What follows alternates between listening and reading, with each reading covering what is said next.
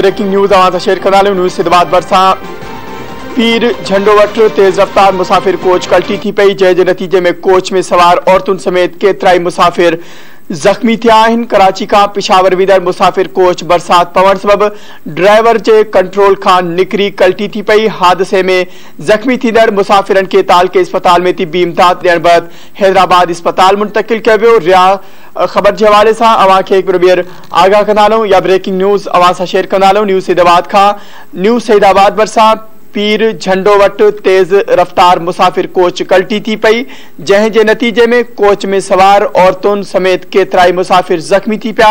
कराची खां पिशावर वींदड़ मुसाफिर कोच बरसात पवण सबब ड्राइवर जे कंट्रोल खां निकिरी कल्टी थी पई। हादसे में जख्मी थींदड़ मुसाफिरनि खे तालके अस्पताल में तिबी इमदाद ॾियण बैदि हैदराबाद मुंतकिल कयो वियो आहे।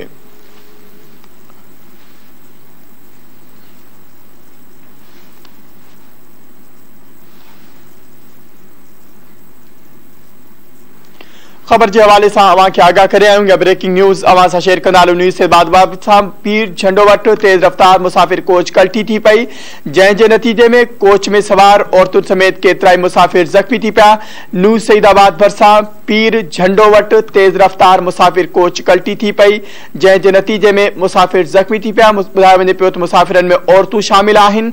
कराची खां पिशावर वींदड़ मुसाफिर कोच बरसात पवण सबब ड्राइवर जे कंट्रोल खां निकिरी कल्टी थी पई आहे। हादसे में जख्मी थींदड़ मुसाफिरनि खे तालके अस्पताल में तिबी इमदाद ॾियण बैदि हैदराबाद मुंतकिल कयो वियो आहे।